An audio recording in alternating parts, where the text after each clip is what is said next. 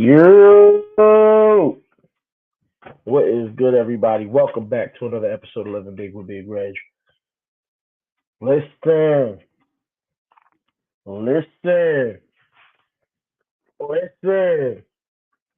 What a weekend of football it was as our Baltimore Ravens absolutely, excuse me. That's another thing I gotta let y'all know. I am sick, trying to shake a cold here.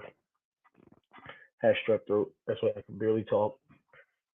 So I'm trying to make my way back, but I could not miss out on giving a show for you guys, and I didn't want to miss out on a week of the show myself. As I said, I love doing this, so it turns out no matter how I'm feeling, I still want to be here.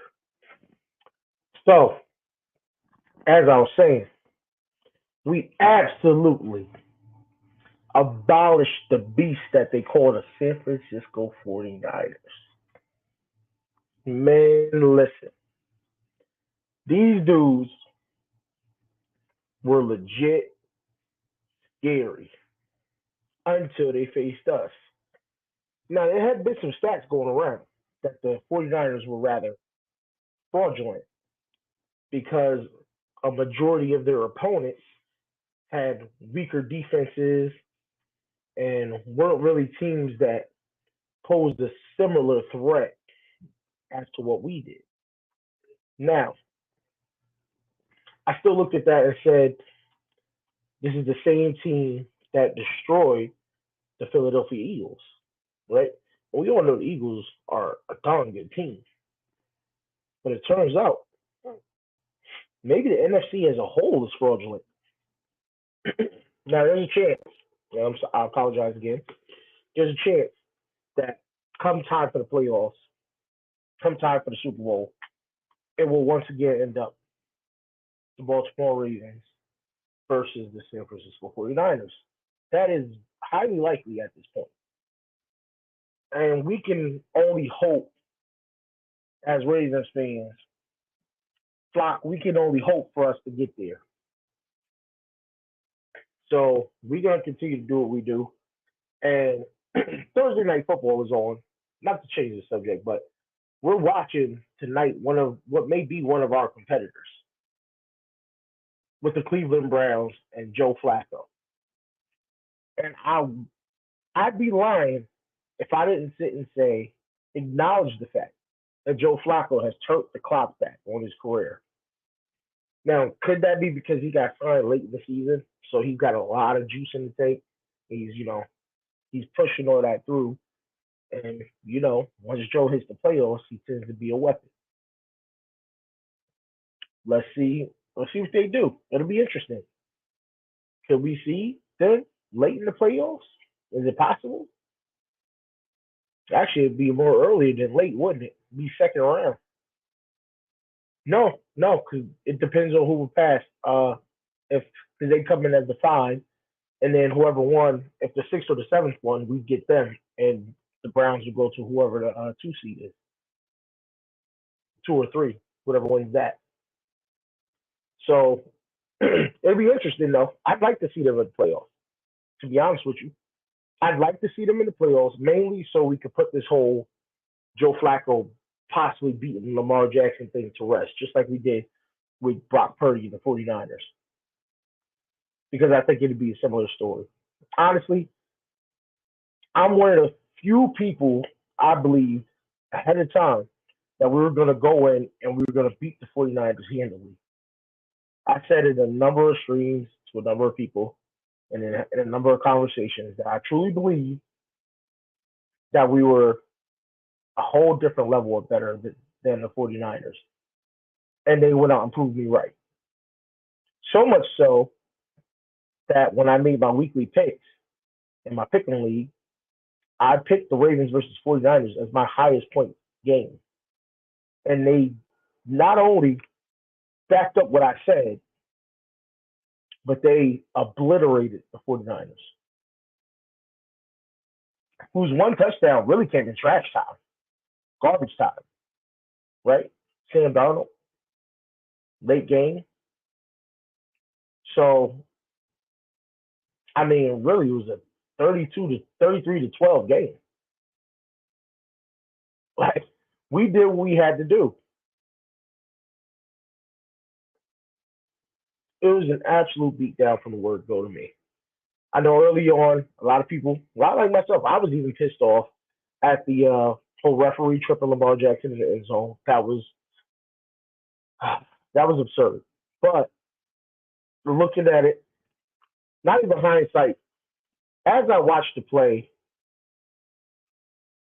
before Lamar even ran back and got tripped by the referee, I was yelling, Lamar, throw the ball, get rid of the ball. So when he got tripped, it was really in essence his fault for not getting rid of the ball. He should have got rid of the ball right away. He knew the blitz was coming. He saw the guy coming. He could have just chucked it right then and there over the head of the closest receiver and out of bounds. But he did. He tried to make extra play, extra stuff happen, tried to be Superman. And it's understandable because he's been doing it since we drafted him. He's been Superman, right? So he was throwing the cape on again. But it backfired this time. But it's okay. Because what he did not do was make any huge mistakes where he turned the ball over. Lamar Jackson left that game with 0 turnovers, unlike Brock Purdy, who left with 4. And it's not like the 49ers defense is lacking. That is a top-tier defense with what Hendo, the Rogue Pod, believes is the best linebacking group in football. Well, watching that game made me change my mind. Watching that game made me believe that we have the best linebacking duo in football. Bar none. Mr. J in the building. How you doing, sir? Can't wait. I can't wait till we get up and running again because off season's coming. And this is where the men I go to for all my college expertise. And I can't wait to have him on the show and even be on his show, talk some college football and the upcoming draft and prospects and possible landing spots. So y'all keep your ears and eyes, open, listening for that. It will be coming to you, right? We're also going to cover the playoffs, a bunch of different things. And his Panthers, we're going to cover some of his Panthers too, who Bryce Young had a phenomenal game. 0 turnovers, nearly won the game. But it's probably best for them that they keep losing to keep that high draft pick in the second round. I know they gave up the 1, but you never know. Might be a blessing in disguise, right? You got your QB, so you don't necessarily need that first round number 1 overall pick. But back to these Ravens, right? To see Lamar week in and week out do what he does, even as a Ravens fan, when we watch every single game, it is still shocking and mind-blowing every time he pulls something out. Like the play where he's scrambling to his left, contorts his body back around, sidearms it to Isaiah Likely, who dives, who lays out, catches the ball, and brings it in. All hands. Absolutely amazing play, man. And I promise you, if that was any other QB, if that was Pat Mahomes makes that throw, we'd have seen it a million times all over TV. But because it was Lamar, you've seen it maybe once or twice. Panthers got to start getting right this season, especially with this draft. I understand. And listen, people would never let me live this down, Jay. You see it in the Discord all the time. Preseason, I rightfully ranked the Baltimore Ravens as the 17th ranked preseason team in the NFL because there was too many unknowns at that point in time. We had the history of Brandon Stevens playing very bad. We had history of no pass rush. We had questions at the wide receiver spot. As the seasons come along, obviously we've answered those questions. Those things are no longer questions. They're no longer historically bad. They've become powers and tops of the team, right? They've become the weapons. They've become the must-haves. So clearly they've jumped from 17 to number 1. But it's not my job to do the weekly power rankings. If you want to check out weekly power rankings, Check out more Sit to Tally films. Coach Evans, he does a power ranking every week, and you can find those Baltimore Ravens in the number one spot, rightfully so. Now, also in this game, our defense. I have to apologize because I gave a lot of flack for the Ravens taking Kyle Hamilton, the number 14 overall pick. And it wasn't that it was him. It was that in my mind, in my heart, we needed offensive line at that pick. We had adjust receiver a little bit. So I was a little okay with passing on receiver, but we needed offensive line. And we ended up getting Linderbaum later in the first. And so I was a little bothered by taking a safety at that spot. No, we had Marcus Williams, Geno Stone, all these guys we already had on the roster. But boy, did that pick pay off. I'm leaning towards, not even leaning towards, I'm going to say it. Kyle Hamilton is far and away EDC's best draft pick. Him and Linderbaum, EDC's best draft picks. And my guy Travis Jones is starting to pan out as well. We see what he's doing in the run game. We see he's got a couple sacks this season. Travis Jones is starting to pan out as well. That might be EDC's best three picks, bar none. You see PQ is turning into a beast. Took a while, but he's more back playing into a natural role of where he's supposed to be rather than being forced to be the guy running the defense. But we'll go and do that.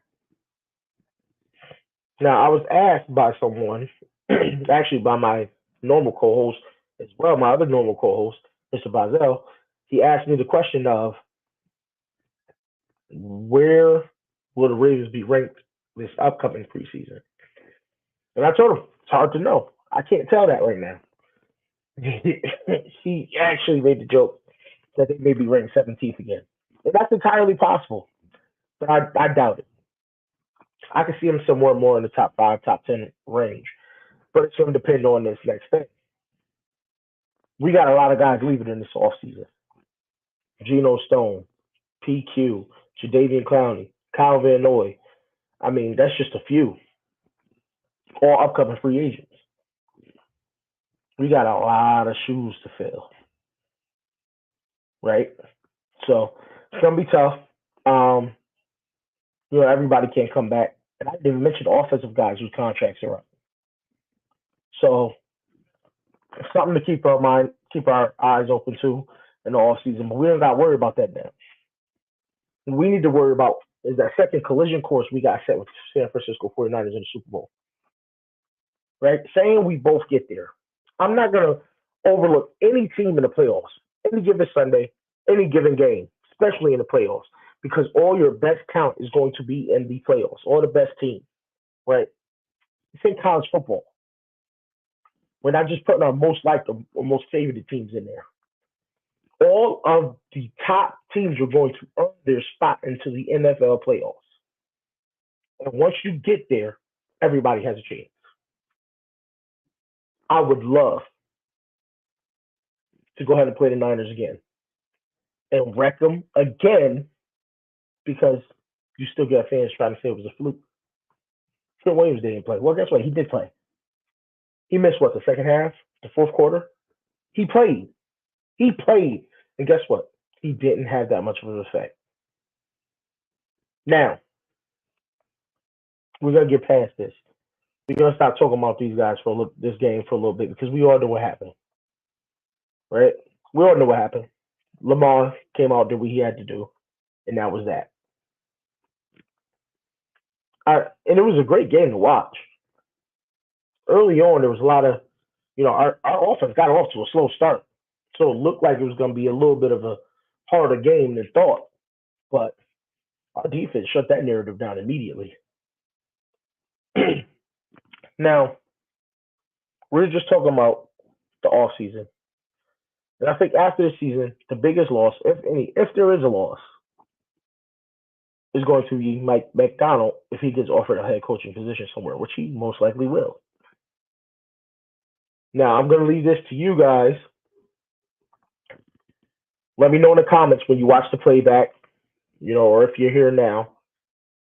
Should we offer Mike McDonald the head coaching position to keep him here, or make him the highest paid defensive coordinator in the NFL? Y'all let me know your thoughts on that, and I will come back with the answers that you guys left.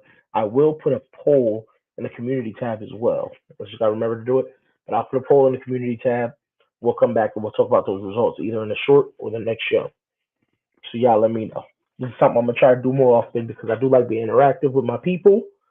I love y'all, so I like to be interactive. I like to be back and forth. Y'all give me your thoughts, and I love that.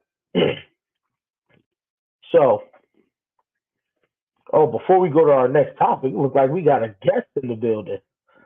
We got a guest. That's right, I said it. You got to earn your co-host role back, sir. Mr. 86. I was going to come in as the guest no matter what, because, that means I ain't got no obligations for the next one and the next one. See what you did to yourself? Oh, so that's how we doing it? It's all good, sir. You see me. I put in work. I can carry these shows if I have to. But it's working hard in these streets. It's much love having you back, though. Yeah. So before I go on to the next subject, let me get your thoughts, Ravens beating down the 49ers. I mean, it looked like cattle grazing in the field. Easy work. Easy work. Yep. It was so it was a little bit shocking to me at first. But like I said, I told you, I also told Hendo, and I think it was Couch Rider Radio. I told a number of people I thought we were going to walk in and beat the 49ers handily without a problem. And that's exactly what they did. So it was shocking in the sense, I guess, because I was shocked that I was that right about it. But I wasn't shocked by the fact that it happened, but I was shocked that I was on the nose about it. I actually picked the score to be us 34. I think I said us 34 and them 17 or 22, something like that. I don't remember. But we ended up winning 33-19. So it was close. So I can appreciate that. Didn't even realize they was playing football right now. You got these fancy football notifications. I was like, shoot, the only game that mattered happened on Sunday. I mean, Monday. Oh, the one that mattered. Yeah. You're absolutely right.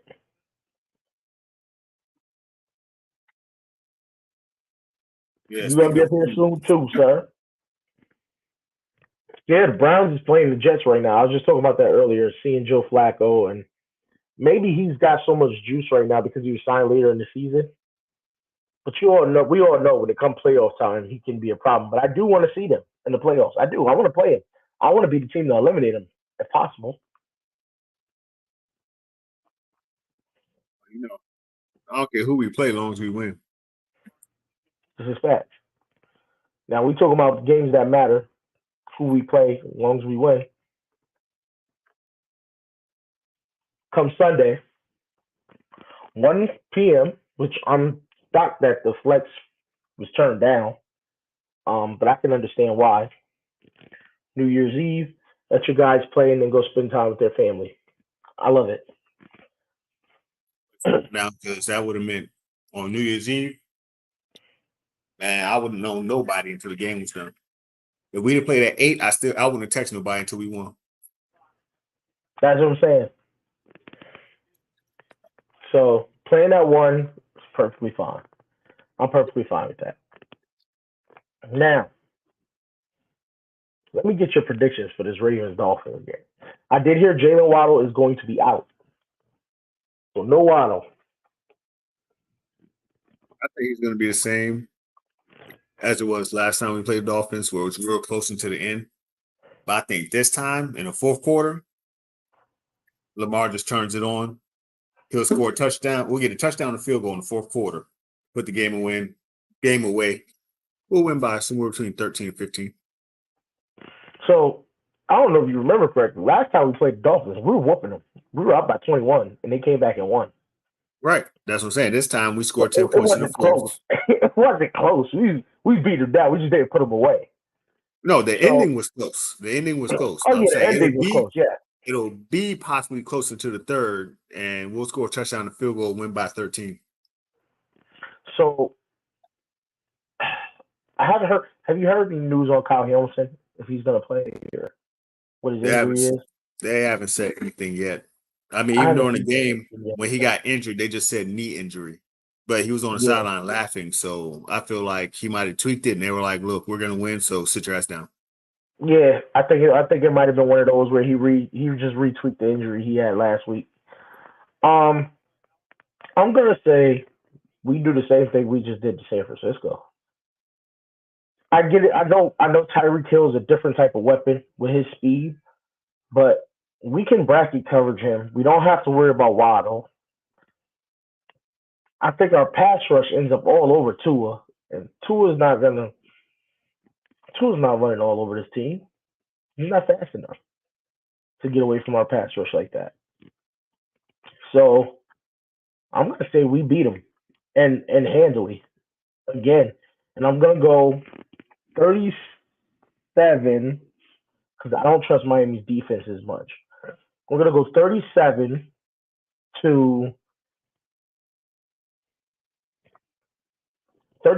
15. I'm gonna go 37-15. I think we smoke Miami, and we at the bank. I think we smoke Miami. They're gonna come up there, and that's the only reason why. I mean, they come up there. Tua, we all know how I feel about Tua. I'm not the biggest Tua fan. I have more respect for him than I do Brock Purdy, probably, but I'm still not and that's hard to say because I'm just not a Tua fan. Like I haven't been. Um, Even in college, I wasn't a Tua fan.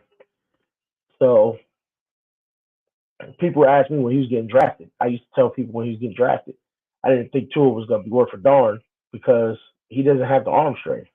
He's accurate. He's darn accurate. But he does not have the arm strength, and he does not have the escapability he needs. But he's injury prone. So, but I mean, it is what it is. He's turned it around with Miami this year, and having the weapons he has sound familiar. A lot like Brock Purdy over there. Having those weapons makes a heck of a difference. Heck of a difference. We've seen the same thing with Josh Allen, right? As soon as he got Stephon Diggs and some of these other guys, he became a problem. But his inaccuracy and his inconsistencies are showing again. We see Pat Mahomes is struggling without weapons. You know what I mean? Cousins and Jefferson is the biggest QB saved by a wide receiver there is. Really. Think about it. If you seen Kirk Cousins fading back, just throwing the ball up, and as soon as he fades back, throws the ball up, it's going to Jefferson. This is true. Help. This is true. And Justin's JJ gonna save him every time too. They just missed the extra point field goal. The Browns just scored a touchdown. They go up 13. Yeah, they go up 13-7, and then miss they score 13-7, go for the extra point field goal, and they miss. So the score is still 13-7. Going to be kicking off to the Jets. So we gave our score prediction. Give me 1 second. I got to feed my dog that apparently only swims. I have a fish that begs like a dog, and right now he's about to start splashing water, and I'm going to have to cuss him out. Do what you got to do, sir.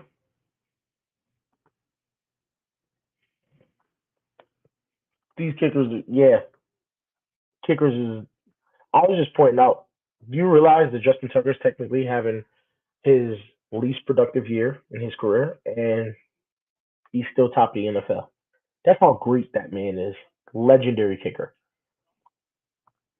And goes doing his food critic thing right there.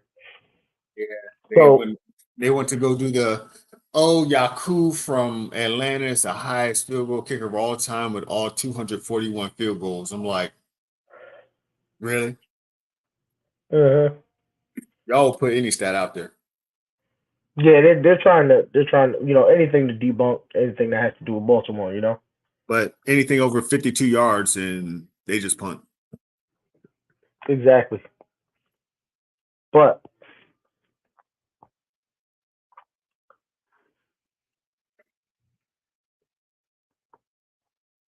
facts. Wildest So dream or wildest dream? he meant dream. He meant dream. But so give me a bold prediction for a breakout player or a standout player in this upcoming game against the Dolphins.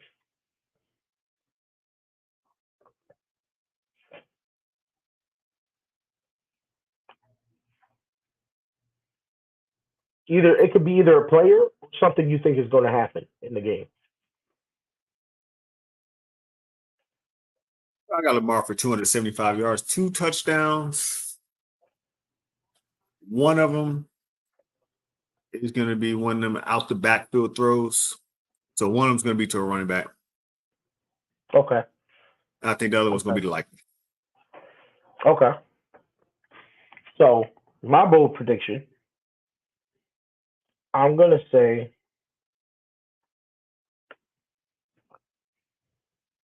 Odafe Owe gets a strip sack in this game,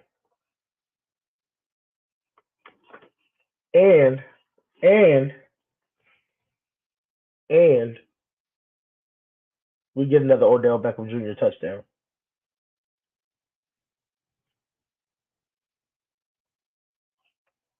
Getting Those, 3 sacks. I got us getting 3 sacks in this game. oh yeah, I think we'll get 3 sacks easy.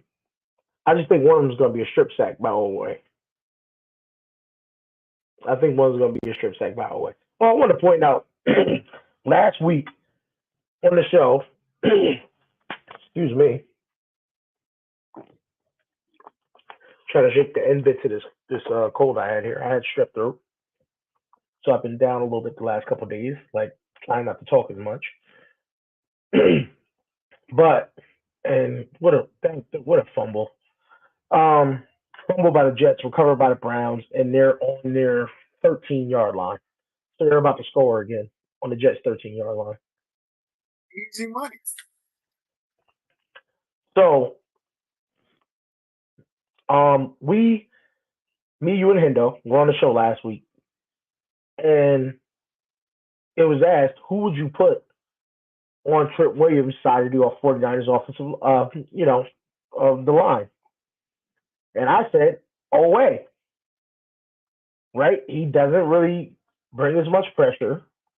He's the guy you want to kind of just make Trent Williams work and be distracted while the other guys do what they do. Well, you watched the game early on. There was a lot of Owe over there. I don't know if you noticed it. I got a good kick out of it because of what we said. And he wasn't, it's funny because he wasn't getting the greatest rush, but he was still getting pressure, even with Trent Williams there. And then Jadeveon Clowney, man. This dude has just been, he's been an awakening. He really has been. And it brings up the question, we're gonna, since we're kind of gonna get off this game a little bit here, it brings up the question, who do you have set in your head that we have to bring back for next year? It's not a one. It's a combo. If I had to, I let Owe go, and I keep Van Noy and Clown David. What about because Geno Stone, Patrick Queen?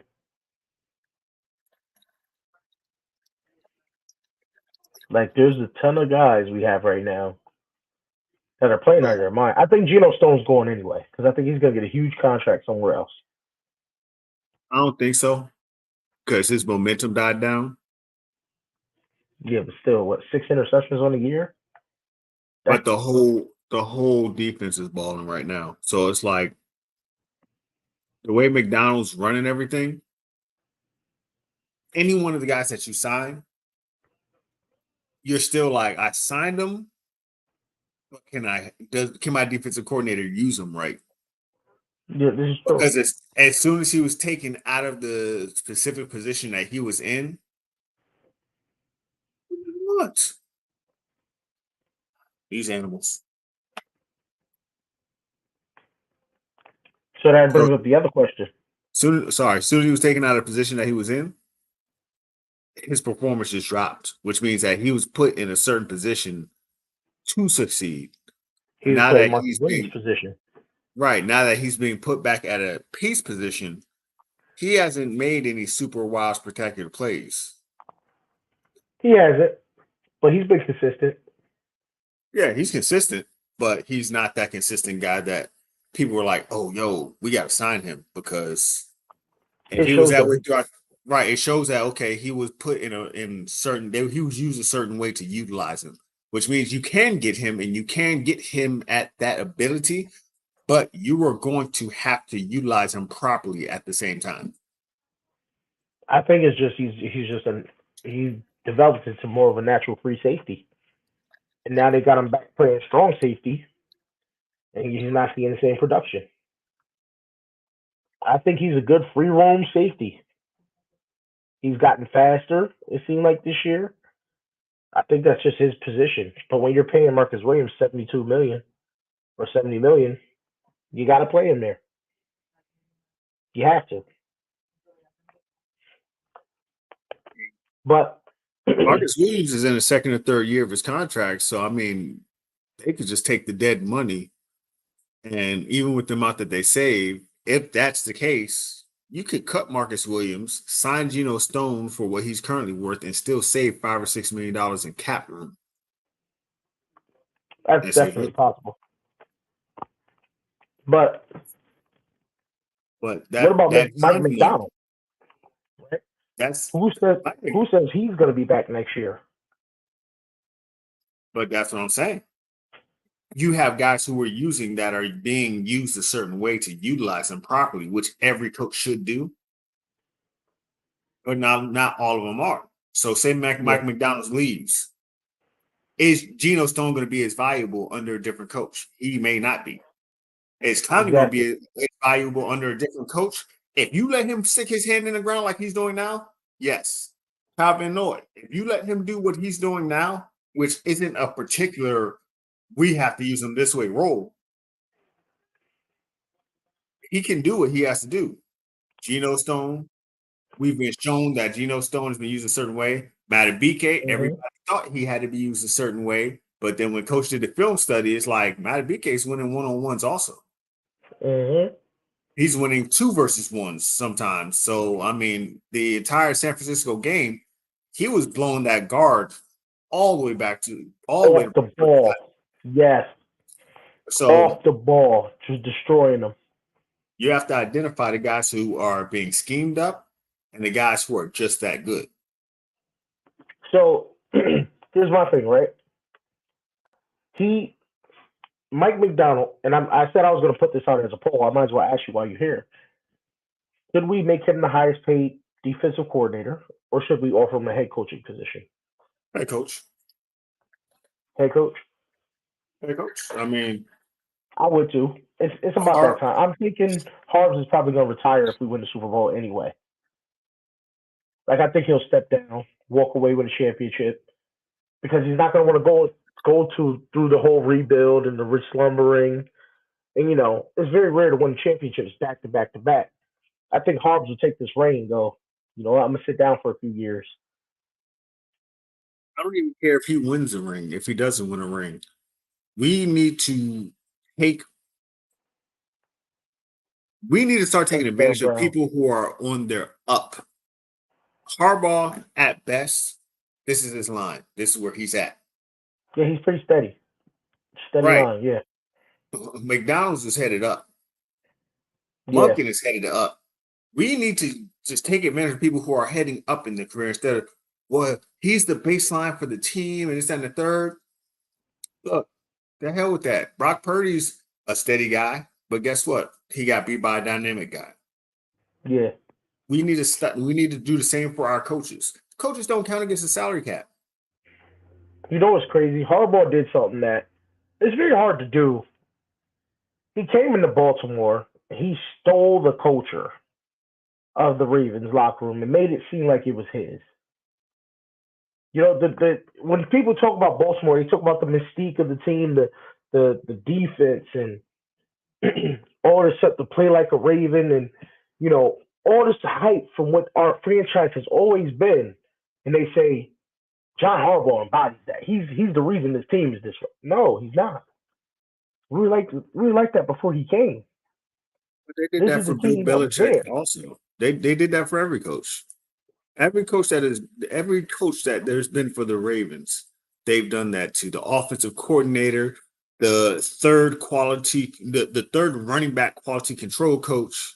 All of them. It's just like, oh yeah, Well, these let's be coaches. real though. Let's be real though. Brian Billick fit what the Ravens were. He was that tough head coach, that dog that would get out there, defend his players, fight for his guys if needed be. Like he would talk smack in interviews.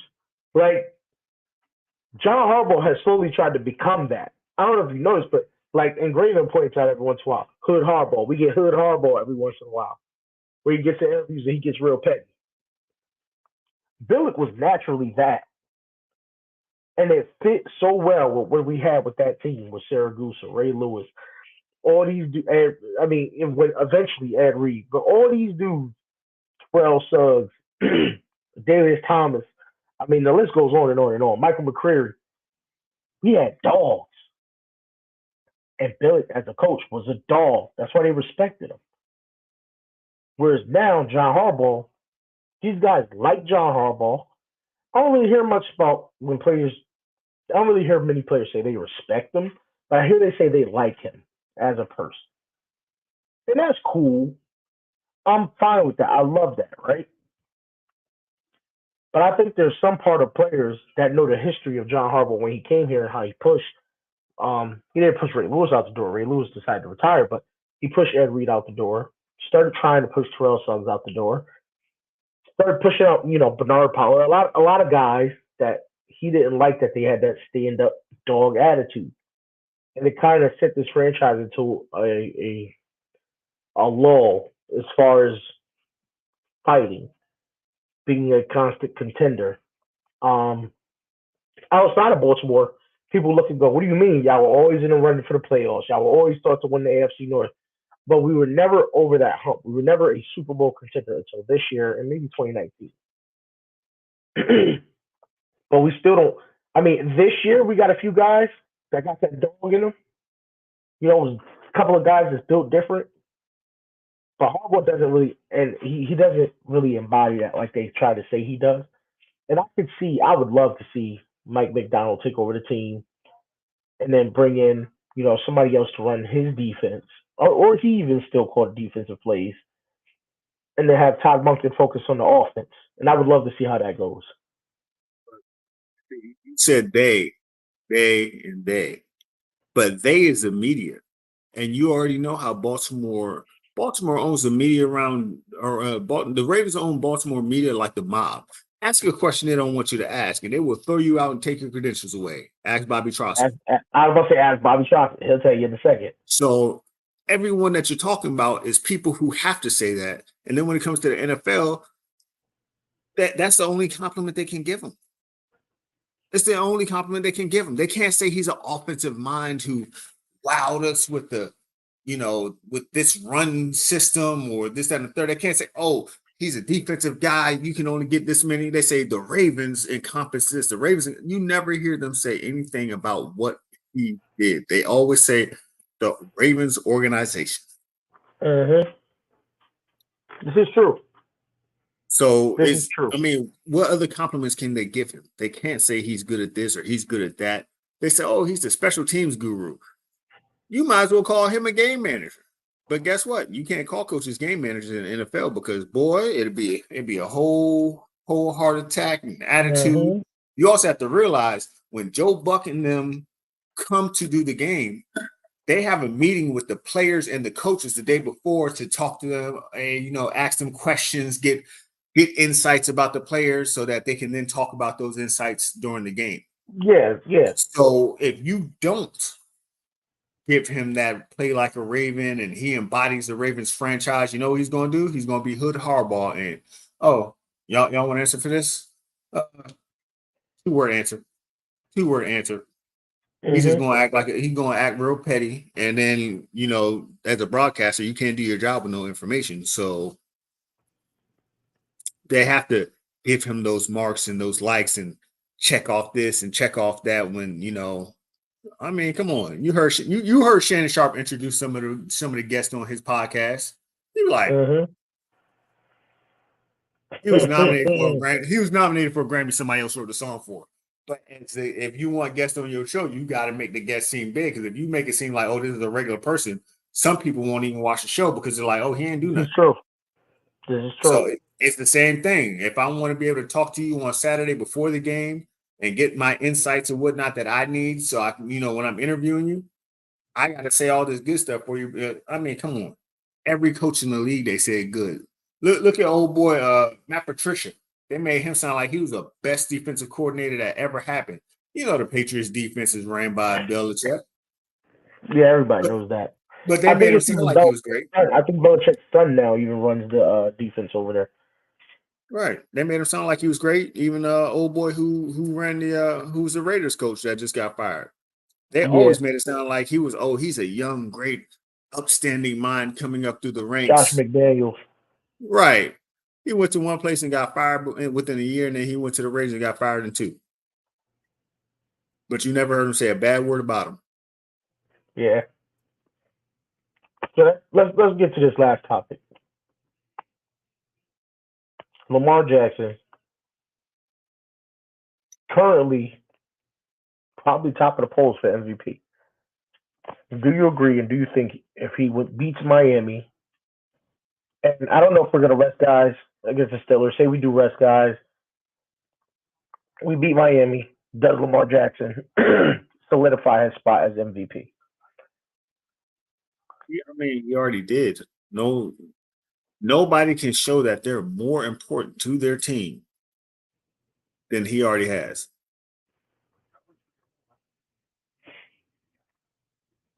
You take Tyreek from Tua, it's downhill.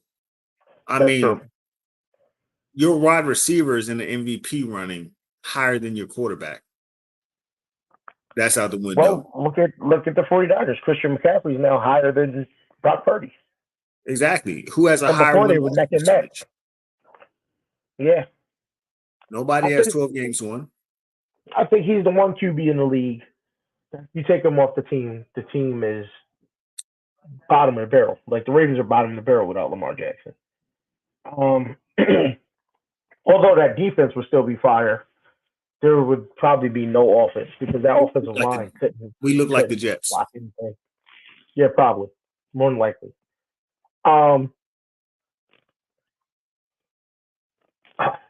So I want to say he's locked up the MVP, right?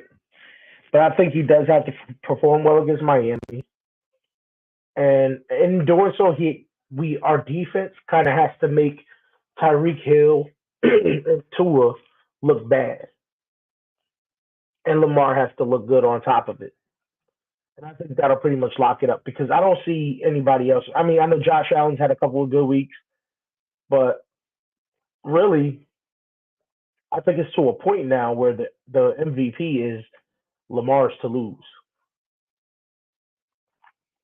And I think I know they'll look for anything, so any little mistakes, they're like, oh, well, he fumbled the ball once, so now he can't be MVP because he doesn't have the crazy passing numbers this year, but nobody does. I mean, I think they said Josh Allen's got like 40 touchdowns for the year or total. 40 touchdowns total, not even just passing. Like 15 turnovers. This is true. So nobody's really got the gaudy, outrageous numbers. I think you do have to look and say, okay, what player has had a good to great year and his team can't survive without him? And in my eyes, the first guy that pops up is Lamar Jackson because without him, a lot of the talent we have on the roster is really just second or third tier talent. Minus say a Mark Andrews who's actually out and hurt right now. But you wouldn't notice because we're still winning like he's playing. Exactly. And Isaiah Likely has proven to be more of a weapon than anybody thought he would end up being this year. The man with the ball in his hands, he's a beast. Now Jay is gonna make up a list for me because I want to say, Isaiah Likely is our big body receiver. But Jay was saying in the Discord earlier that he was talking about all these groups with the big body receiver and then the quicker guy. But I happen to point out that none of those groups won a Super Bowl. So he's going to put together a list. Bolden and Torrey Smith. Hold on. He's going to put together a list of the bigger guy in the Super Bowl win. And I don't really count Anquan Bolden as being a bigger guy. Anquan Bolden was 6'2". But he was that guy who you went across the middle. Yes, he was a jump ball receiver, absolutely. And he was also a punishing runner. He was big. He was 2-something. But he said big body receiver. He's meaning like the guy that he was a big body receiver. Anquan is what made Deebo Samuel possible. So my thing is, I don't consider a guy. And then he said small, speedy guy and big body receiver. So in my mind, he's saying the guys that's 5'9", 5'10", and speedy, and then 6'4", 6'5". Torrey Smith was 6'1". Anquan Bolden was 6'2". Fast guy, right? Those are two average receivers for me, average size receivers. Yeah, but he wasn't just talking about. Yeah, but he wasn't just talking about just speed. He said small. He said the smaller guy with the bigger guy. Those were specifically his words. But okay, so Anquan was 6'1", 220 though. Okay, Anquan 6'1", 220. And Torrey was 6 foot 200. So that's exactly my point. They were average sized guys. So Torrey wasn't a small receiver, and Anquan wasn't a big receiver. He was a big bodied guy. He was stocky and built, absolutely. But right. Okay, I'll give you Alshon Jeffrey. He's 6'4". Okay, you gotta wait. Not right now, honey. I don't have one right now. You gotta wait till to get you one. Alshon Jeffrey, 6'4". Right? Nelson Aguilar is what? 5'11", 6 feet.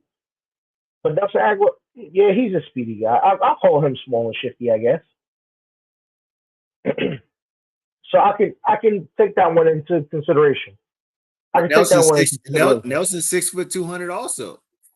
So Nelson's not a small guy. See, I thought Nelson was smaller than that for some reason. 6 foot is I thought he was like 5'11". I thought he was like 5'11". I thought he was like 5'11". Okay, so look, Aguilar Jay is shorter and skinnier than me, technically. Okay, Jay. So look, you gotta go through a fixture list, right? You told me the guys you were pointing out was like Steve Smith, and then I forgot who the other receiver was. You pointed out with him. That's what she was pointing out to me. The small guys with the big 6'4" guys, right? So I need you to give me a list where the receiver, Super Bowl winning receiver, was 5 foot something, and his co-receiver was 6'4", 6'5". Martellus Bennett is a tight end. That duo does not work. Bennett was a tight end. We said wide receivers because I specifically said that wide receiver duo hasn't won a Super Bowl. It's not needed. If you're going to use the tight end, then Baltimore already has that. We have Isaiah Likely and Mark Andrews at tight end, who are 6'4" guys. Then we have Zay at wide receiver, as well as and Bateman. But Bateman is listed at 6'1", so he's an average height guy in the NFL. All right, so work on the list. Like I said, we'll do a show on it. We'll do a show on it. You'll present me with your list, and I'll, go through and see if it fits the standards for what we're talking about. Because I think even Ghost here is sitting like, that's not really fitting the standard. Okay, Victor Cruz. Victor Cruz was 5'10", if I'm not mistaken. And Hakeem Nicks was only like 6'2". And Hakeem Nicks wasn't even good. He just caught that one. He had that one lucky catch. So Hakeem Nicks wasn't even good. Hakeem Nicks was 6 foot. 6 foot even for Hakeem Nicks. So that don't even work. You see what I'm saying? But you're going to start to drift into what I'm saying here. Now, if you want to bring up one, you could say, no, you can't even say that. T.O. was only 6'2", right? There's not that many receivers that was 6'3" or 6'4", though. But You that's the point of it. You can't say people weren't ducking Owens. Like Terrell Owens was a big. Oh, Terrell Owens was 6'3", 224. Agreed. Right? Okay, so Terrell Owens will fit 6'3". Right? So that fits. My thing is,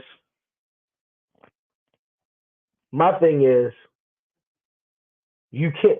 If you look at who was receiving with T.O., he didn't have a little 5'9", 5'10", 5'11" guy with him. So I was just saying, because Jay was saying in the chat that that's the combo you need. And I'm like, I don't think so. I don't think you need that combo. You just need good, talented receivers. Maybe you want one speedy guy and one jump ball guy, but they don't have to. It doesn't have to be the little twitchy guy and the big jump ball guy. You can have a 6'2", 6'1" jump ball guy, and then just one guy 6'1" and fast as all can be. Oh, so you know Anquan and Jacoby Jones? Yes. 100%. Oh, everybody, don't hate me for this. I just not to mention this, but Jacoby Jones should have won MVP of the Super Bowl. Yeah, I said it. And you know why I said Jacoby Jones, right? He was 6'1", wasn't he? 6'3". So yeah. So there you go. He was a 6'3" speedster. But you were saying to me, Jay, the big body guy and the small body guy. We still haven't come across that yet. I need a big body, small body. 6 feet is average. 6 feet to 6'2" is average NFL height. Well, Cobb. Cobb was not a tall dude.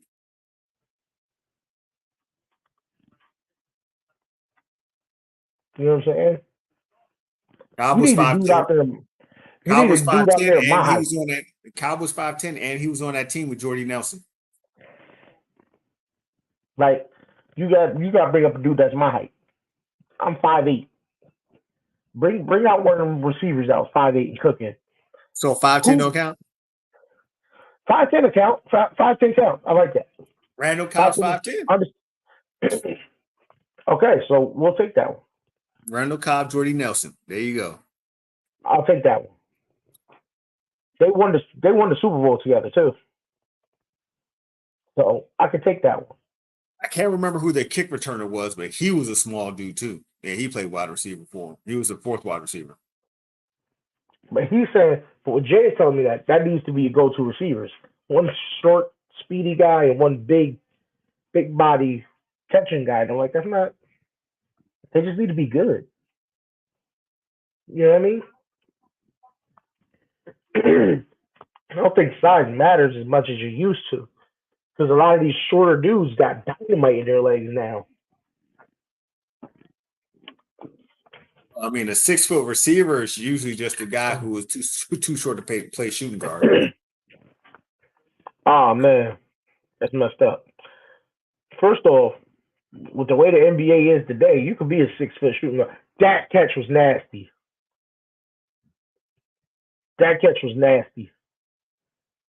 That's crazy. So they just threw the ball. The receiver stopped. He ready to come back. He stops. The ball is basically going to the defender. He smacks the ball up back towards himself and catches it. That was crazy. He just took the interception away from him. But we're going on an hour here. I actually got to get out of here. Show was supposed to be shorter. I got to get up 4 a.m. for another nice long day of work. So, get your list primed and checked, Jay. And I want heights written down in position. And 76 catches, 1,192 yards, and 7 touchdowns. It's all right. It's all right. I guess it's all right. That doesn't mean he was good. I mean, he had one nice year. So I'll give him one nice year. The only thing he's known for is the catch in the Super Bowl where he caught it, pinned it to his helmet. Just saying. But I think that was yeah, next. That was another guy. No, that was Nick that caught that. No, the helmet catch was somebody else. I think that was David Tyree. Oh crap! You're right. That was David Tyree. Nick ain't got nothing he's known for. Nick's is booty juice.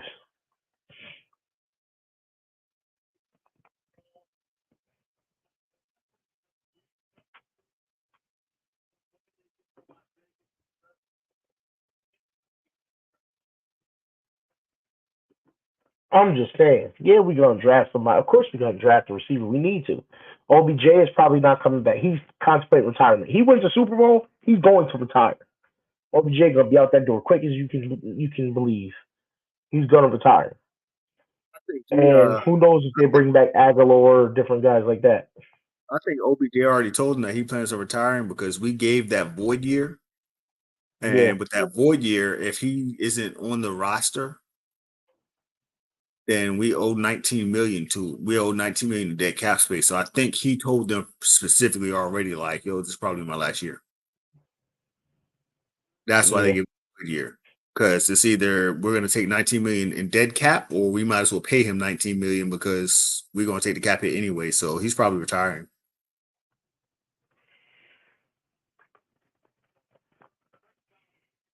Yeah.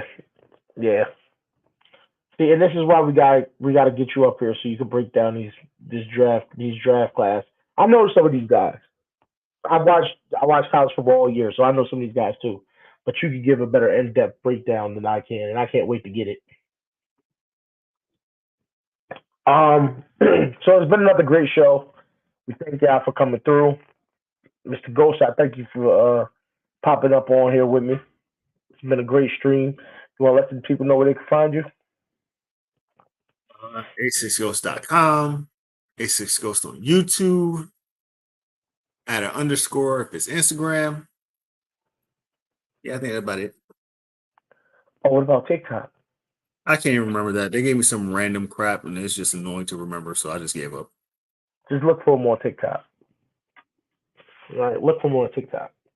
He's dropping stuff left and right. The man's popping. He's popping on TikTok. Now, y'all know me, Living Big with Big Reg on everything. Check out the store. Get your merch.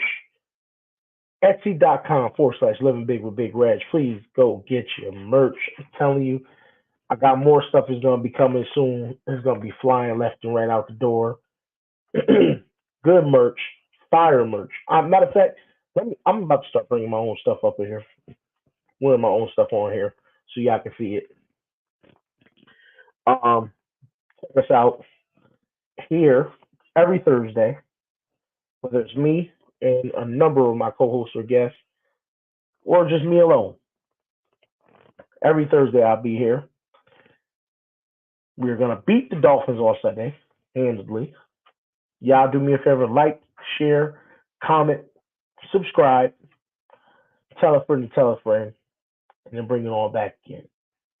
Y'all stay blessed. Peace.